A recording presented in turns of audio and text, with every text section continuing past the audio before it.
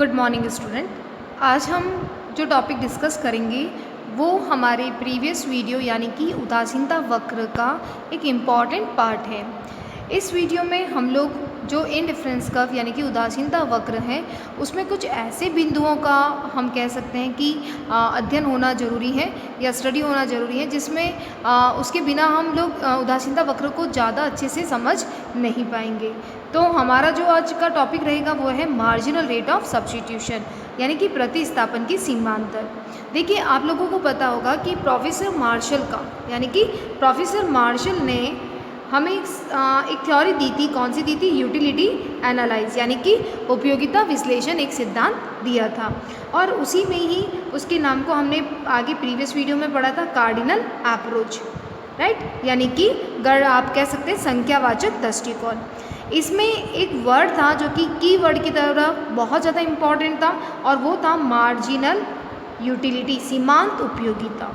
यानी कि professor martial का जो सिद्धांत था, कौन सा, कार्डिनल अप्रोच की बात करें तो उसमें एक वर्ड था की वर्ड की तरफ, सीमांत उपयोगिता यानी मार्जिनल उपयोगिता। उसको समझने के साथ ही हम लोगों को कार्डिनल अप्रोच बहुत ज़्यादा से अच्छे से आ गया था। उसी तरह से हम बात करें कि प्रोफेसर हिग्स ने कार्डिनल के साथ में एक दूसरा भी सिद्धांत था, दृष्टिकोण था, वो था प्रोफेसर हिग्स का। प्रोफेसर हिग्स ने उस समय कौन सा सिद्धांत दिया था? ऑर्डिनल अप्रोच के बारे में बताया था। किसके बारे में? ऑर्डिनल अप्रोच, जिसे हम क्या कहते हैं? क्रमवाचक दृष्टिकोण। और क्रमवाचक दृष्टिकोण में हम लोग बात करें कि क्रमवाचक दृष्टिकोण पर ही एक आधारित कौन सा वक्र था? इनडिफरेंस वक्र। कौन सा? Indifference curve. तो यानी कि इनडिफरेंस कर्व जो कि किस पे आधारित है? ऑर्डिनरी अप्रोच यानी कि आपके कह सकते हैं क्रमवाचक दृष्टिकोण पे। तो इस इनडिफरेंस कर्व में जिस तरह से मार्शल के सिद्धांत में मार्जिनल यूटिलिटी था, उसी तरह से इनडिफरेंस कर्व में भी एक इम्पॉर्टेंट कह सकते हैं कीवर्ड है, वो है MRS यानी कि मार्जिनल रेट ऑफ सब्स्टिट्यूशन, और उसी के बारे में हम लोग डिस्कस करेंगे। तो देखिए, मार्जिनल रेट ऑफ सब्स्टिट्यूशन यानी कि प्रतिस्थापन की सीमांतर, यानी कि ये जो वर्ड है वो हमें बता रहा है कि हम लोग क्या कर रहे हैं कि एक की जगह दूसरे को क्या कर रहे हैं? स्थापन कर रहे हैं। प्रतिस्थापन मतलब उसे रिप्लेस कर रहे हैं, बस उसी के बारे में ये कंसेप्ट है। तो देखिए, बात करते हैं marginal rate of substitution. Marginal rate of substitution का अगर हम बात करें तो हमने यहाँ क्या फॉर्मूला लिखा है? XY is equal to delta Y upon delta X, यानी change in the Y upon change in the X. देखिए, हम लोग यहाँ पे XY की क्यों बात कर रहे हैं? क्योंकि हम लोगों ने प्रीवियस वीडियो में ये बिल्कुल क्लियर कर लिया था कि हम लोग यहाँ इनडिफरेंस कर्व में कितनी वस्तुओं की बात करेंगे? 2 वस्तुओं की, यानी 2 कमोडिटीज़ का डिस्कस हो रहा है, और उसे ही हमने XY माना है। तो हमारा फॉर्मूला क्या बन गया कि marginal rate of substitution XY is equal to change in the Y upon change in the X, right. तो ये प्रतिस्थापन की सीमांतर क्या कह रही है कि वह दर जिस पर एक उपभोक्ता वस्तु X, चाहे X आप किसी को भी मान सकते हैं, तो X के स्थान पर जब वह वस्तु Y को प्रतिस्थापन करता है, यानी वो X की कुछ क्वांटिटी को सैक्रिफाइस करके उसके जगह किसको ले रहा है? Y को ले रहा है, तो उसे क्या कहेंगे? प्रतिस्थापन की सीमांतर, यानी कि जिस रेट पे वो उसको रिप्लेस कर रहा है उस रेट को क्या कहा जाएगा? मार्जिनल रेट ऑफ सब्स्टिट्यूशन, और वो उसके प्रति उदासीन भी रहता है। तो यानी कि मार्जिनल हम कह सकते हैं मार्जिनल रेट ऑफ सब्स्टिट्यूशन का मतलब क्या हो गया कि जिस एक वस्तु को जब हम उसकी दूसरी वस्तु से उसको प्रतिस्थापन करते हैं, उसको चेंज करते हैं, तो वो क्या कहलाएगा? आपका प्रतिस्थापन की सीमांत दर कहलाएगा। यानी कि हम लोग जैसे कि एक वस्तु की मात्रा में अगर हम एक वस्तु की क्वांटिटी को इंक्रीज़ कर रहे हैं, और दूसरी जो कमोडिटीज़ रहेगी, दूसरी वस्तु रहेगी, उसकी जो क्वांटिटी रहेगी उसको डिक्रीज़ कर रहे हैं। एक को इंक्रीज़ कर रहे हैं और दूसरी को क्या कर रहे हैं? डिक्रीज़ कर रहे हैं, कम कर रहे हैं। तो उसी को त्याग को जो सेक्रीफाइस कर रहे हैं उस रेट को क्या कहा जाएगा? Marginal rate of substitution, right. तो चाहे हम इस मीनिंग से XY को चेंज करें उसके अकॉर्डिंग बात करें, या हम ऐसा भी कह सकते हैं कि एक वस्तु को बढ़ाकर और दूसरे वस्तु को कम करना, और जो कम किया जा रहा है, जिसको जो त्याग किया जा रहा है, उसका जो सेक्रीफाइस किया जा रहा है, उस रेट को हम क्या कहेंगे? प्रतिस्थापन की सीमांत दर कहेंगे, राइट। इसी तरह से हम कह सकते हैं कि जो हम इसीलिए हम आगे डिस्कस करते हैं चलिए बात करते हैं। For consuming one additional unit of a commodities, the sacrifice quantity of another commodities is called marginal rate of substitution। यानी कि जब हम एक कंज्यूमिंग यानी कि आप कंज्यूमिंग कर रहे हैं one additional unit of commodities, एक वस्तु का जब आप उपभोग कर रहे हैं और the sacrifice quantity of another commodities, और दूसरी जो वस्तु रहेगा उसका त्याग कर रहे हो, यानी कि आपने एक का एक्स्ट्रा एडिशनल यूनिट लिया जबकि दूसरी वस्तु का क्या कर रहे हो, उस वस्तु को छोड़ रहे हो, उसको त्याग कर रहे हो, तो उसी रेट को क्या कहेंगे, मार्जिनल रेट ऑफ सब्स्टिट्यूशन कहेंगे।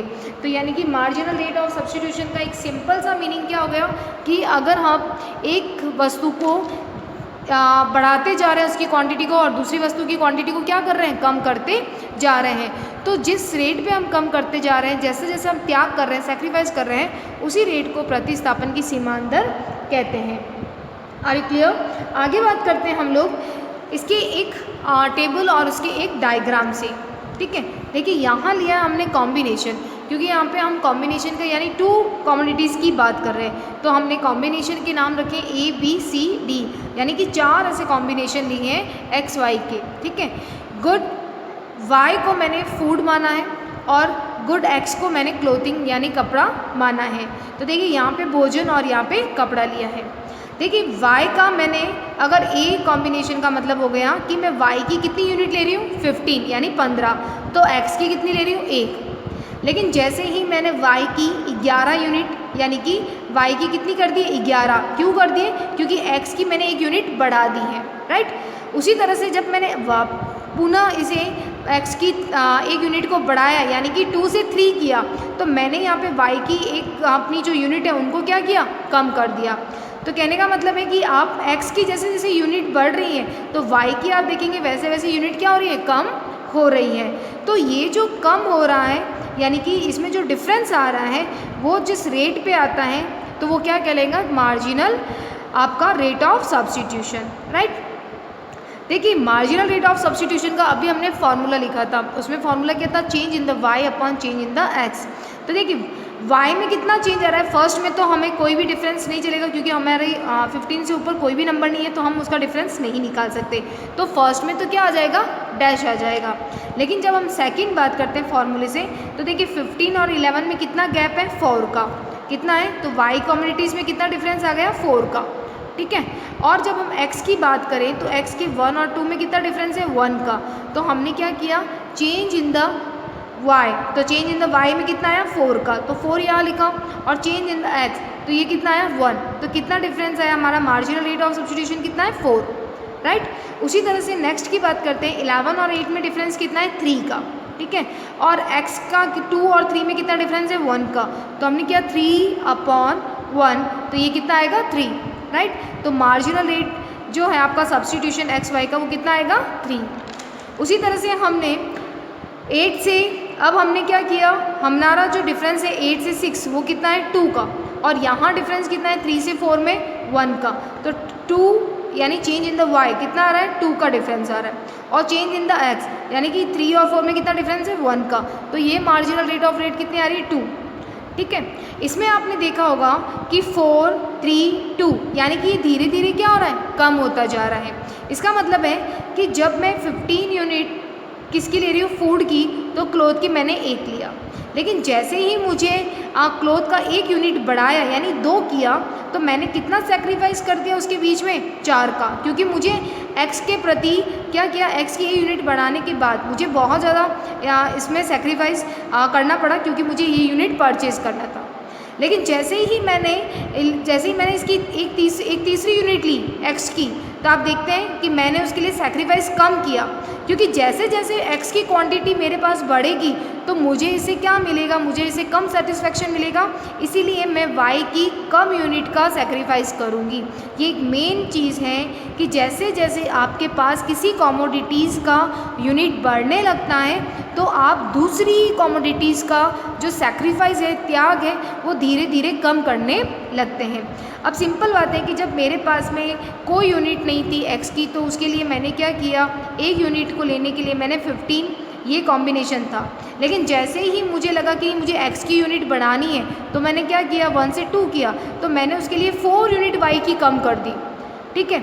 लेकिन जैसे ही मैंने 2 से 3 यूनिट, अब मेरे पास x की कितनी यूनिट हो गई, 1 2 हो गया, ठीक है। लेकिन इसके बाद जैसे ही मैंने 3 ली तो उसके लिए मैंने जो सेक्रीफाइस y की वो कम की, क्योंकि यहाँ पे तो मैंने सेक्रीफाइस 4 यूनिट का किया, लेकिन यहाँ पे मैं क्या कर रही हूँ, 3 का कर रही हूँ, राइट। उसी तरह से जब मैंने x की 4 यूनिट ली तो क्या होगा, 4 यूनिट में यहाँ पे देखेंगे आपने यहाँ पे 3 का सेक्रीफाइस किया था, राइट। लेकिन यहाँ पे आप कितना कर रहे हो, सिर्फ 2 का सेक्रीफाइस कर रहे हो। क्यों ऐसा होता है, क्योंकि जैसे हमारे पास किसी कमोडिटीज़ का यूनिट संख्याएं बढ़ने लगती हैं तो हम दूसरी वस्तु का जो सेक्रीफाइस है, त्याग है, वो धीरे धीरे कम करने लगते हैं। एक रीज़न तो ये कि हमारे पास यूनिट बढ़ रही है। यहाँ आपने जो law of diminishing marginal utility, सीमांत उपयोगिता ह्रास नियम पढ़ा होगा, तो उसमें बिल्कुल क्लियर था कि जैसे जैसे हमारा कंजप्शन बढ़ता है तो धीरे धीरे हमें क्या लगती है, उससे गिरावट आने लगती है या ह्रास आने लगता है, डिमिनिशिंग होने लग जाता है, ठीक है। तो उसी तरह से बिल्कुल यहाँ पे ये वर्क कर रहा है कि जैसे जैसे x की यूनिट बढ़ेगी तो धीरे धीरे y का जो सेक्रीफाइस यूनिट होगा वो धीरे धीरे कम हो जाएगा, राइट। तो इसीलिए 4 3 2 ये रिजल्ट आ रहा है।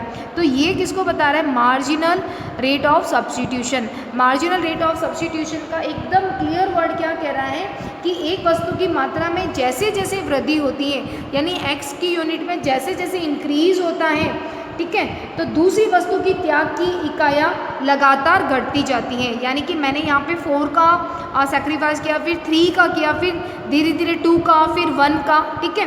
तो ऐसे ही ये सेक्रीफाइस होता है। तो एक की यूनिट बढ़ेगी तो दूसरे में जो सेक्रीफाइस होगा, त्याग होगा, वो धीरे धीरे घटने लगता है।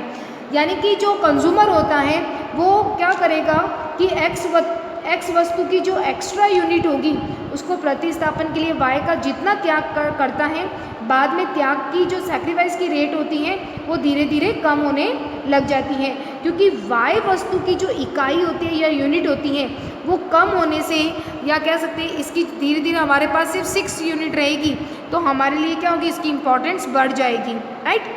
इसीलिए वो धीरे धीरे क्या करता है, इसको कम, इसका सेक्रीफाइस करने लगता है।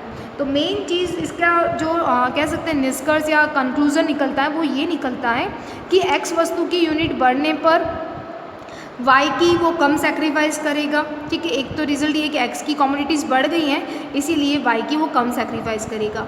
दूसरा ये है कि y की जैसे जैसे कमोडिटीज़ की यूनिट कम होगी तो उसके प्रति उसका इंटरेस्ट, उसकी इम्पॉर्टेंट y की यूनिट्स की बढ़ने लग जाती हैं। इसीलिए मार्जिनल रेट ऑफ सब्स्टिट्यूशन में क्या होगा कि x वस्तु के बढ़ने पर y वस्तु का जो सेक्रीफाइस या त्याग है वो धीरे धीरे कम होने लगता है।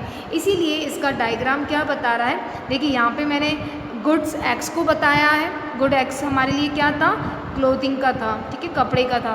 और y को हमने किससे लिया था, फूड से लिया था, राइट।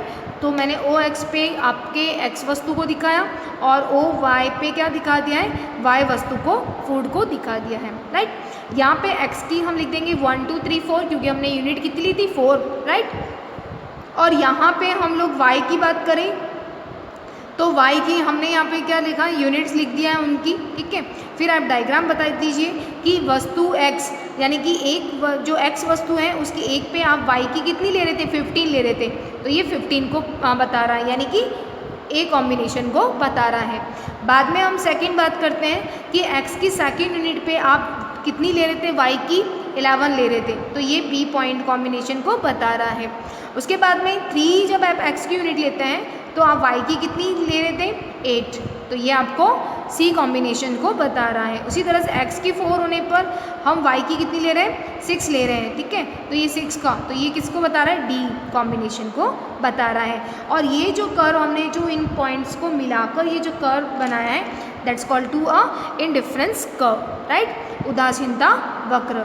तो उदासीनता वक्र हमेशा क्या होगा, स्लोप उसका डाउन रहेगा। उसका मेन कारण क्या है कि एक वस्तु की संख्या जब धीरे धीरे बढ़ती है तो दूसरी वस्तु की क्या होती है, धीरे धीरे कम होती है।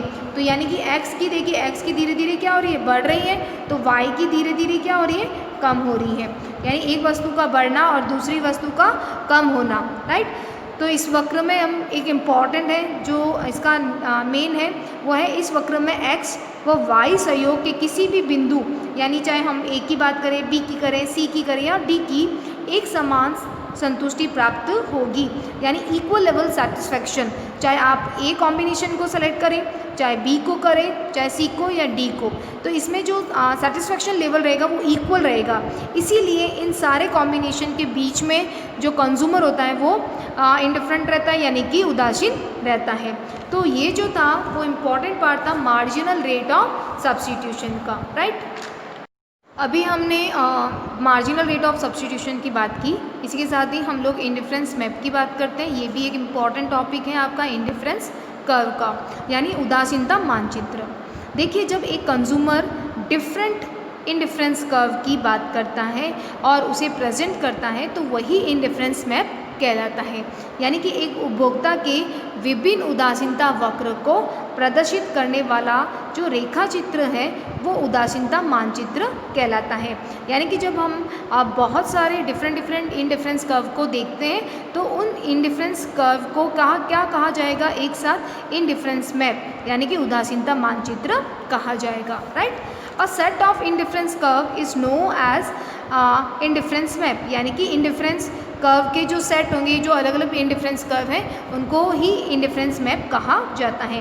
The combination lying on the same indifference curve gives the same level of satisfaction. It's a very important line, यानी कॉम्बिनेशन जो आपका एक ही इंडिफरेंस कर्व पे बना है तो वो एक ही क्या देगा आपको, सेटिस्फैक्शन देगा कंज्यूमर को। जो अभी हमने मार्जिनल रेट ऑफ सब्स्टिट्यूट में देखा था कि जो A B C D combination था उसमें हमें एक लेवल का सेटिस्फैक्शन मिल रहा था, यानी चाहे कंज्यूमर ए को सेलेक्ट करे, चाहे बी को या सी को या डी को, तो सेम लेवल का सेटिस्फैक्शन होने के कारण वो उन सभी पॉइंट के बीच में क्या रहता है, उदासीन रहता है, क्योंकि एक लेवल का सेटिस्फैक्शन है। यानी ए के सेलेक्ट करने पर बी पे कोई डिफरेंस नहीं है, चाहे वो ए को ले चाहे वो बी को ले, राइट। तो यहाँ पे ये बिल्कुल क्लियर हो गया द कॉम्बिनेशन किसका है कि जो भी सेम पॉइंट बन रहे हैं किस पे, एक ही इंडिफरेंस कर्व पे, तो एक लेवल का सेटिस्फैक्शन देंगे। But it's a very important कि but a higher IC curve, यानी जो सबसे ऊपर इंडिफरेंस कर्व बनेगा, signify a high level of satisfaction, यानी जो ऊपर बनने वाला जो सबसे ऊपर जो हायर रहेगा, यानी उच्च स्तर पर जो रहेगा उदासीनता वक्र, वो आपको उच्च स्तर का जो संतुष्टि है वो प्रदान करेगा। यानी कि एक लेवल वाला तो पॉइंट एक लेवल का सेटिस्फैक्शन दे रहा है, यानी कि एक ही आईसी कर्व पे अगर पॉइंट बने हैं तो एक लेवल का सेटिस्फैक्शन। लेकिन अगर आपके आईसी कर्व डिफरेंट बने हुए हैं, कोई हायर पे बना है कोई लोअर पे, तो वो अलग अलग सेटिस्फैक्शन देंगे। इसे हम एक पिक्चर की सहायता से, डायग्राम की सहायता से ज़्यादा अच्छे से समझ सकते हैं। देखिए, ओ एक्स पे मैंने गुड्स एक्स को और ओ वाई पे गुड्स वाई को बताया है। यहाँ IC1, IC2 और IC3 को ड्रॉ किया गया है, यानी कितने उदासीनता वक्र लिए, 3 उदासीनता वक्र लिए, वह 1, 2 और तीसरा, ठीक है। इस पे मैंने आपने IC1 पे मैंने पॉइंट बनाए A, B, C, D, यानी कि एक ही IC कर्व पे जो ये अलग अलग पॉइंट बने हैं उससे मुझे एक जैसा सेटिस्फैक्शन मिलता है, चाहे कंज्यूमर A को सेलेक्ट करे, चाहे B को, चाहे C को, चाहे D को। इनसे मिलने वाला जो संतुष्टि का स्तर होगा, यानी कि सेटिस्फैक्शन होगा, वो एक लेवल का मिलेगा।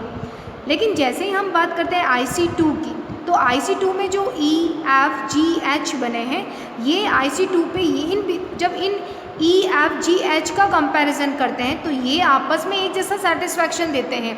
लेकिन जब हम इसका कंपैरिजन A से करते हैं तो बताइए सेटिस्फैक्शन ज़्यादा किसका होगा, A से होगा या E से? E से ज़्यादा सेटिस्फैक्शन होगा। क्यों? क्योंकि हमारी जो कमोडिटीज़ थी वो कमोडिटीज़ अब क्या हो गई हैं, वो हमारी कमोडिटीज़ बढ़ गई हैं।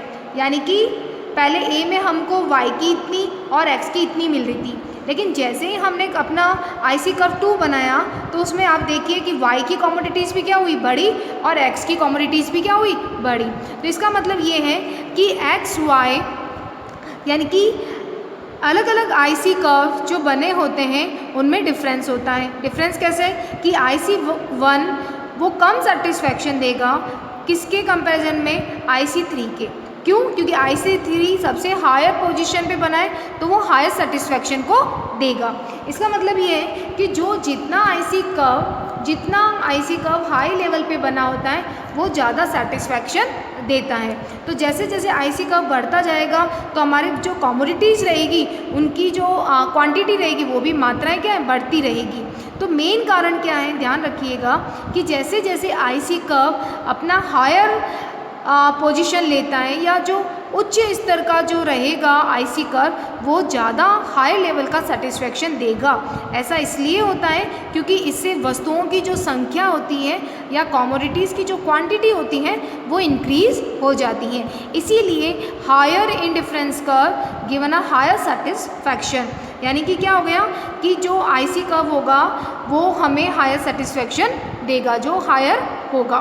तो इसीलिए इसके जो हम कह सकते हैं इंडिफरेंस मैम के दो रिजल्ट आते हैं। All combination of IC1 give same satisfaction. अगर हम सिर्फ एक ही IC कर्व की बात करते हैं, सिर्फ IC1 की बात करती हूँ, तो A B C D ये कॉम्बिनेशन सारे एक लेवल का सेटिस्फैक्शन देंगे। क्यों? क्योंकि ये सारे के सारे IC1 पे बने हैं। लेकिन बात करते हैं all combination lying on IC2 gives greater satisfaction. Greater satisfaction क्या मतलब, ज़्यादा सेटिस्फैक्शन दे रहा है than the those lying on IC1, यानी कि IC2 पे जो पॉइंट बने हुए हैं E F G H वो ज़्यादा सेटिस्फैक्शन दे रहे हैं किसके कंपैरिजन में, A B C D के कंपैरिजन में। तो ऐसा इसलिए होता है कि जैसे जैसे दोनों वस्तुओं की जो यूनिट्स होती है वो बढ़ने लगती हैं तो वो जो इंडिफरेंस कर्व है वो क्या होता है, वो हायर पोजीशन पे जाने लगता है, हायर मतलब उच्च स्तर पे जाने लगता है। इसीलिए जो हायर IC कर्व होगा वो ज़्यादा सेटिस्फैक्शन देगा। तो इसका मतलब हम क्या कह सकते हैं, इसका मतलब है कि IC3 वो ज़्यादा सेटिस्फैक्शन दे रहा है किसके कंपैरिजन में, IC2 के कंपैरिजन में, और IC2 ज़्यादा हमें सेटिस्फैक्शन दे रहा है किसके कंपैरिजन में, IC1 के कंपैरिजन में। तो ज़्यादा सेटिस्फैक्शन कौन देगा, अगर हम तीनों की बात करें तो IC3, उसके बाद में IC2 और उसके बाद में IC1, राइट। तो जो सबसे ऊपर था वो हमको ज़्यादा सेटिस्फैक्शन दे रहा है।